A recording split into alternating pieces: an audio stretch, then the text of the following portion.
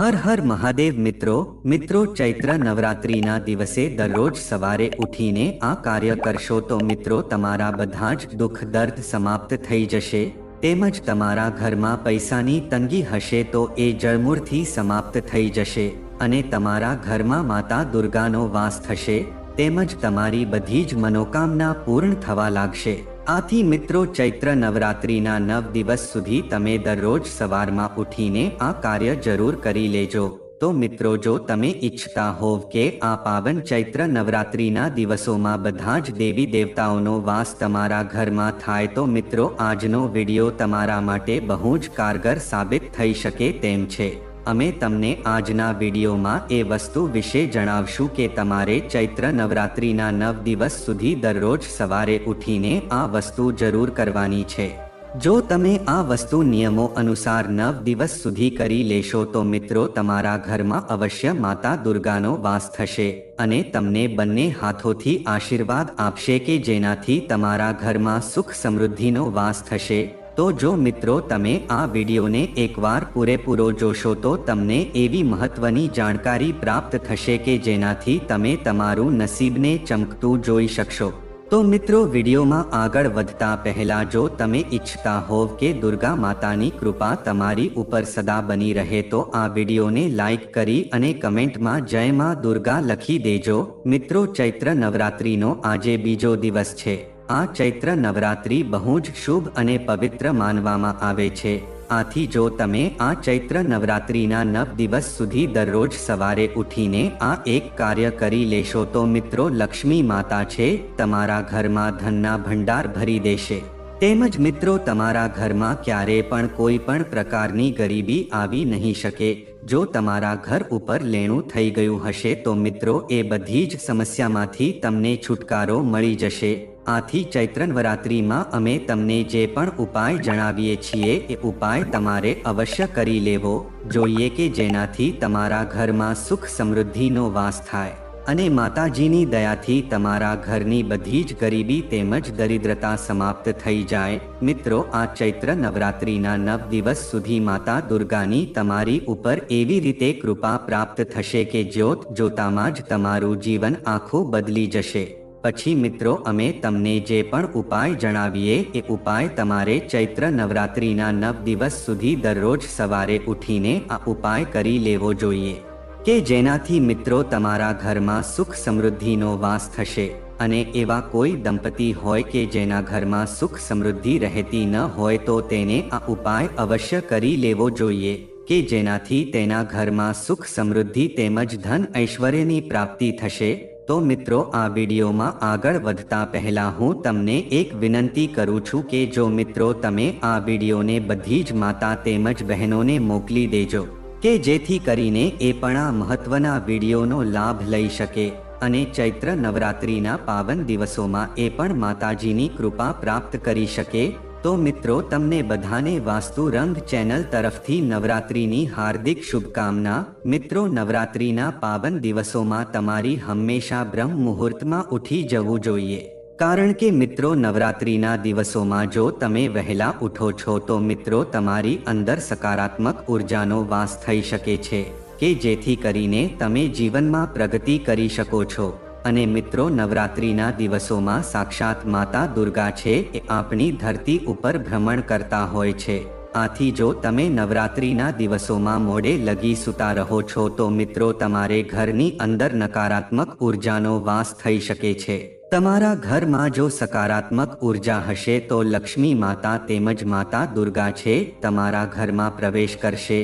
તો મિત્રો આવો હવે આપણે જાણીએ કે તમારે ચૈત્ર નવરાત્રિના 9 દિવસ સુધીમાં તમારે સૌપ્રથમ સવારમાં ઉઠીને એવું કયું શુભ કાર્ય કરવાનું છે કે જેનાથી તમારા ઘરમાં સુખ સમૃદ્ધિનો વાસ થઈ શકે અને તમારા ઘરની ગરીબી સમાપ્ત થઈ શકે। તો મિત્રો જો તમે ચૈત્ર નવરાત્રિમાં બ્રહ્મા મુહૂર્તમાં ઉઠી જાવ છો તો મિત્રો તમારે સ્નાન વગેરે જેવા કાર્યો કરીને દરરોજ સૂર્યદેવને જળ અર્પણ જરૂર કરવું જોઈએ। મિત્રો જો તમે દરરોજ સવારમાં ઉઠીને ચૈત્ર નવરાત્રિ દિવસોમાં દરરોજ સવારમાં ઉઠીને સૂર્યદેવને જળ અર્પણ કરો છો તેમજ તેને અર્ધ્ય આપો છો તો મિત્રો સૂર્યદેવની કૃપા તમને પ્રાપ્ત થઈ શકે છે કે જેનાથી મિત્રો તમને ચૈત્ર નવરાત્રિનું સંપૂર્ણ ફળ પ્રાપ્ત થઈ શકે છે। તેની સાથે જ મિત્રો જ્યારે પણ તમે સવારે નવરાત્રિમાં સૂર્યદેવને જળ અર્પણ કરો છો તો મિત્રો એમાં તમારે સફેદ તલ નાખીને જળ અર્પણ કરવાનું છે। આની સાથે મિત્રો દુર્ગા માતા છે એ પણ તમારાથી પ્રસન્ન થશે અને સૂર્યદેવની કૃપા તમને અવશ્ય રૂપે પ્રાપ્ત થશે।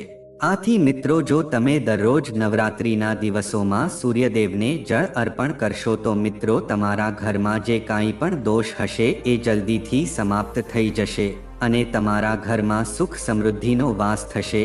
તેની સાથે મિત્રો જો તમે નવરાત્રિના દિવસોમાં નિત્ય રૂપે સૂર્યદેવને જળ અર્પણ કરો છો તો મિત્રો તમને તમારા કાર્યમાં સફળતા પ્રાપ્ત થઈ શકે છે અને મિત્રો આમ કરવાથી તમારો આત્મવિશ્વાસ વધે છે અને સૂર્યદેવને નવરાત્રિના દિવસોમાં જળ અર્પણ કરવાથી તમને ઉત્તમ ફળની પ્રાપ્તિ થઈ શકે છે। તેમજ મિત્રો તમે ચૈત્ર નવરાત્રિમાં દરરોજ ઉઠીને સૂર્યદેવને જળ અર્પણ કરો છો તો મિત્રો તમને હૃદય સંબંધિત જે કાંઈ પણ સમસ્યા હોય એમાંથી પણ તમને છુટકારો મળે છે અને મિત્રો સૂર્યદેવને જળ અર્પણ કરતી વખતે આદિત્ય હૃદય સ્ત્રોતનો પાઠ પણ તમારે કરવો જોઈએ। આમ કરવાથી હૃદય પર તમને સારી અસર થઈ શકે છે।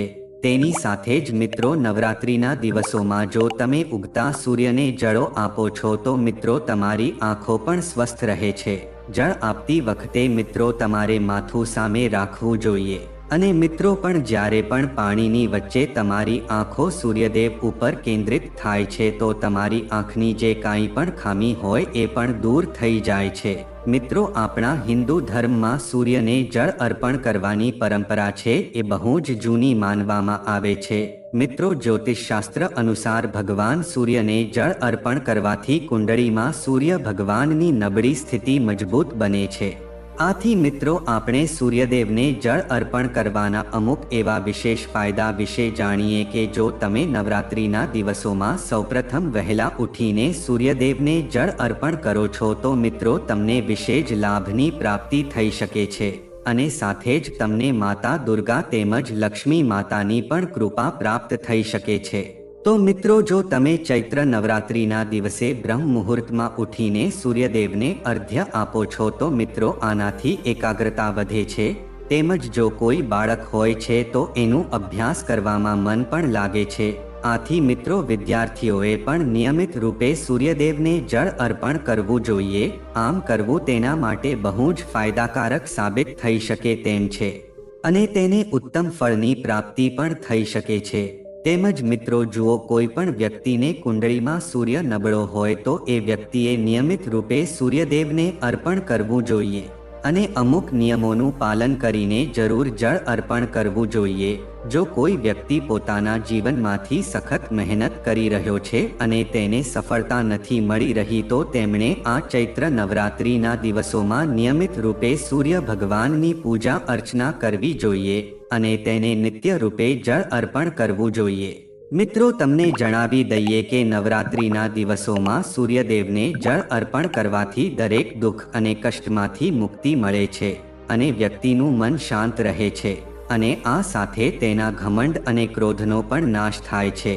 તેની સાથે જ મિત્રો તમે આ ચૈત્ર નવરાત્રિમાં જુઓ સૂર્યદેવને જળ અર્પણ કરો છો તો મિત્રો તમારે અમુક એવા ખાસ નિયમોનું ધ્યાન રાખવું જોઈએ અને જો તમે આ ભૂલ કરો છો તો મિત્રો તમારે ઘણી મુશ્કેલીઓનો સામનો કરવો પડી શકે છે। જો તમે આ નિયમોનું પાલન નથી કરતા તો મિત્રો માતાજી તેમજ સૂર્ય ભગવાન છે તમારાથી ક્રોધિત પણ થઈ શકે છે। તો મિત્રો આવો હવે આપણે જાણીએ કે તમે જો ચૈત્ર નવરાત્રિમાં સવારે સૂર્યદેવને જળ અર્પણ કરો છો તો તમારે આ વસ્તુ ધ્યાન રાખવી જોઈએ અને સૂર્યદેવને જળ અર્પણ કરવાના નિયમોનું પાલન કરવું જોઈએ। તો મિત્રો જ્યોતિષશાસ્ત્રના નિયમો અનુસાર સૂર્ય ભગવાનને જળ ચઢાવવાથી તેઓ જલ્દીથી ખુશ થઈ જશે। સૂર્ય ભગવાનને જે પણ જળ અર્પણ કરો છો એ હંમેશા તાંબાના જ વાસણમાં તમારે અર્પણ કરવું જોઈએ। તેની સાથે મિત્રો જો તમે સૂર્યદેવને જળ અર્પણ કરો છો તો મિત્રો એ જળમાં અને તમારે સિંદૂર ફૂલ અને અક્ષત વગેરે જેવી શુભ વસ્તુ અંદર નાખીને જળ અર્પણ કરવું જોઈએ। તેમજ મિત્રો જો તમે જળ અર્પણ કરતા હોવ તો તમારું મુખ હંમેશા પૂર્વ દિશામાં રાખવું અને એ વખતે તમારે ચપ્પલ કે બૂટ ન પહેરવા જોઈએ. મિત્રો એવું કહેવાય છે કે સૂર્ય ભગવાનને જળ ચઢાવતા સમયે પાણીના પ્રવાહમાં તમારે સૂર્યદેવના દર્શન કરવા જોઈએ. મિત્રો આ વસ્તુ બહુ જ શુભ માનવામાં આવે છે અને જો મિત્રો તમે નવરાત્રિના દિવસોમાં આ વસ્તુ કરો છો તો તમને ઉત્તમ ફળની પ્રાપ્તિ થઈ શકે છે. જો તમારા ઘરમાં કોઈ દોષ જેવા કે ગ્રહદોષ, નજરદોષ, શનિદોષ, વાસ્તુદોષ હોય તો મિત્રો એ જડમૂળથી સમાપ્ત થાય છે કે જેનાથી તમારા ઘરમાં જો ગરીબી હોય તો એનો નાશ થઈ જાય છે અને તમારા ઘરમાં સુખ સમૃદ્ધિનો વાસ થાય છે. મિત્રો ચૈત્ર નવરાત્રિમાં નિત્ય રૂપે સૂર્યદેવને જળ અર્પણ કરવાથી મિત્રો આપણા ઘરમાં માંગલિક કાર્યોની શરૂઆત થઈ જાય છે. તેમજ મિત્રો જો એવા કોઈ વ્યક્તિ હોય કે જેના માટે કોઈ સારું એવું માંગવું ન આવતું હોય અથવા તો એવા કોઈ છોકરા કે છોકરી હોય કે જેના લગ્ન ન થતા હોય તો મિત્રો એ લોકોએ નવરાત્રિના દિવસોમાં દરરોજ સૂર્યદેવને જળ અર્પણ કરવું જોઈએ. મિત્રો માત્ર નવરાત્રિના દિવસોમાં જ નહીં પણ તમારે નિત્ય રૂપે સૂર્યદેવને જળ અર્પણ કરીને તેની પૂજા અર્ચના વિશેષ રૂપથી કરવી જોઈએ. અને જ્યારે પણ તમે સૂર્યદેવને જળ અર્પણ કરો ત્યારે તમારે સૂર્યદેવના અમુક એવા મંત્રોનો પણ જાપ કરવો જોઈએ. મિત્રો આ મંત્રો આ પ્રમાણે છે. જ્યારે પણ તમે સૂર્યદેવને જળ અર્પણ કરો ત્યારે તમારે ઓમ સૂર્યાય નમઃ તેમજ ઓમ ભાસ્કરાય નમઃ વગેરે જેવા મંત્રોનો જાપ કરવો જોઈએ કે જેથી કરીને મિત્રો સૂર્યદેવની વિશેષ કૃપા તમને પ્રાપ્ત થઈ શકે છે. અને એવા કોઈ છોકરા છોકરી હોય કે જેના લગ્ન ન થતા હોય તો મિત્રો તે લોકોના લગ્ન થવાના યોગ પણ બની જાય છે. આથી મિત્રો જો તમે ચૈત્ર નવરાત્રિના દિવસોમાં ઉપાય કરો છો તો તમને વિશેષ રૂપથી લાભ થઈ શકે છે. કારણ કે મિત્રો ચૈત્ર નવરાત્રિના દિવસો એટલા બધા શુભ હોય છે કે તમે જે કાંઈ પણ ઉપાય કરો છો તો એનું ફળ તમને 100% પ્રાપ્ત થઈ શકે છે. કારણ કે મિત્રો નવરાત્રિના દિવસોમાં બધા જ દેવી દેવતા છે સૌથી વધારે પ્રસન્ન મુદ્રામાં હોય છે.